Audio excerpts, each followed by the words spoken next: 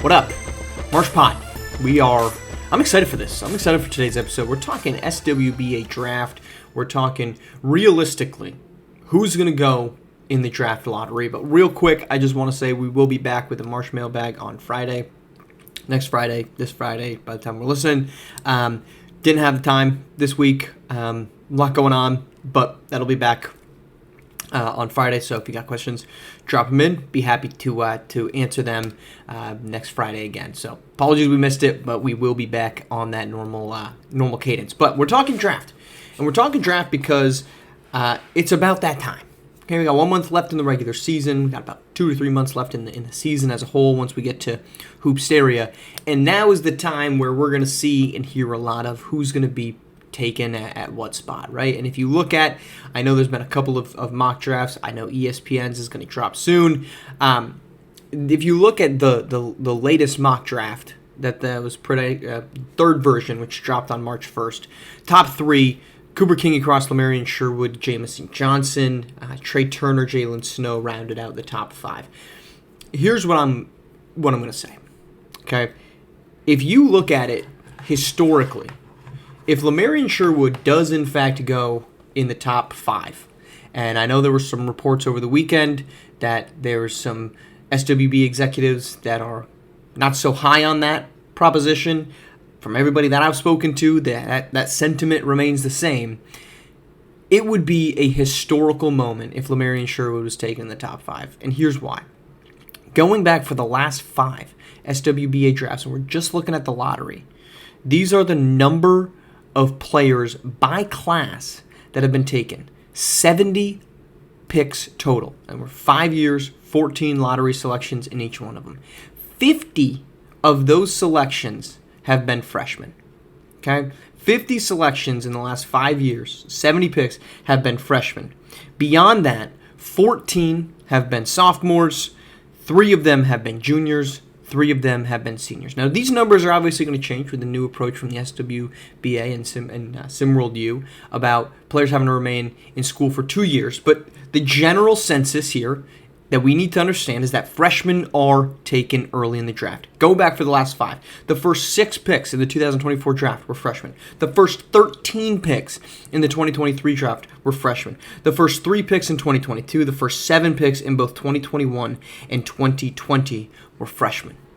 That is what SWB executives seek out. They want to get guys that are younger because it's a simple, 2 simplicities to this. The first one, biology. Okay, a guy that's 19, a guy that's 20, has a longer expected runway until he reaches his progression peak than somebody who's 21, 22, or 23. That's why you see coaches, executives prefer to go the freshman route. It's why you see contenders prefer to go the senior route, right? It's why Golden State has been very adamant about getting seniors, getting guys that have not necessarily seniors, but getting guys that have been in college longer. The same thing with a team like the Denver Nuggets. They have relied on, we're going to draft guys that have been in the league, in college basketball a little bit longer. Their game might not have as high of a ceiling, but we know generally that they're a little bit more prepared to play at the next level. The second simplicity to this is that a guy that's a freshman in college, it's going to be a heck of a lot harder for him to be better than a senior, right? Lamarian Sherwood dominating as a senior should not be that big of a surprise because he's been in the league for 4 years. He's been slowly developing. He should be better than Jamison Johnson, Cooper King across, Trey Turner, Cooper Flagg, Nas Hall. That is to be expected. So those are the 2 realities that we need to understand when it comes to college basketball. SWBA executives are going to take freshmen and sophomores over juniors and seniors more often than not, and the track record shows that, because the opportunity for more experience and development is there. Now, does that mean that veterans can't be good? No, of course not. That does not mean that. We look at guys like Jimmy Butler going late in the draft as a prime example of somebody who goes late, is concerned about his ceiling, and he turns into an all-star. But if he enters the league at 22, he's done his rookie contract at 26, he's probably got 1-2 big contracts on him. Meanwhile, you get somebody that joins the league at 19, first contract at 23, second contract at 27. So now he's going into his second contract at the same age, essentially, that somebody who entered the league 3 years older than him would have gone. Player example. And it's actually been backed up. Okay, let's look at the award winners, starting with the 2023 draft through 2020. Now, this is not a final product, but it shows you a little bit about who has been good and who hasn't. So, 2023, one award winner, Victor Oladipo, not quite. Victor Wembanyama, who was an all-star. He's 19 years old when he entered. 2022, two players have received some type of postseason or in-season award, all SWBA or all-star. Two of them, Paolo Banchero and Jalen Williams. Jalen Williams was a junior, and he is the only junior in our entire portfolio here over the last 4 drafts, not counting this current one, that has been an award winner. 2021, 4 award winners. Cade Cunningham, Evan Mobley, Scotty Barnes, and Alperen Sengun. Sengun not in the lottery, but I'm going to include him here. All of them were freshmen or freshman age in the case of Sengun. Let's go to 2020, our award winners. We've got 4 of them. 3 freshmen, Anthony Edwards, LaMelo Ball, Tyrese Maxey, again outside of the lottery, and then 1 sophomore, Tyrese Halliburton. So not only do SWBA league or executives prefer to draft freshmen, but that drafting shows that the development opportunity for high-level players is heavily skewed to younger players when they come out of the draft.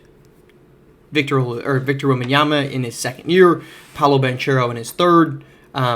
Same thing with Jalen Williams and all the freshmen. 1 junior, 1 upperclassman in the last 5 years has been an award winner thus far. So let's look at who were the upperclassmen. Okay, let's go to the 2021 draft. There were 2 upperclassmen taken. At number 9, it was Davion Mitchell. He was a junior. And at number 13, it was Chris Duarte. He was a senior. Davion Mitchell has played out of a possible 328, 271 games, averaging 21 minutes, 7 boards, just about 2 rebounds, and 3 assists. Already, Davion Mitchell is on a 2nd team. How about Chris Duarte?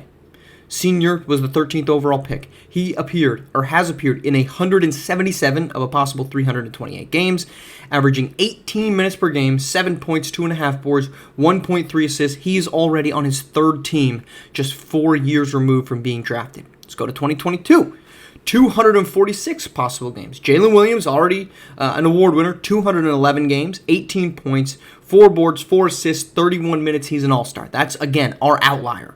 Our other draft pick was, again, only lottery, Ochai Agbaji, number 14th pick. He was a junior at the time. He has played in 198 of a possible 246 games. He's averaged 22 minutes, 8 points, 3 boards, 1 assist. He, too, is on his 3rd team.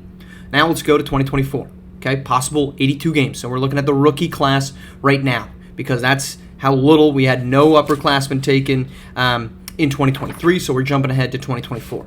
2 upperclassmen. Zach Edey, who went number 9. He was a senior. He's appeared in 62 games.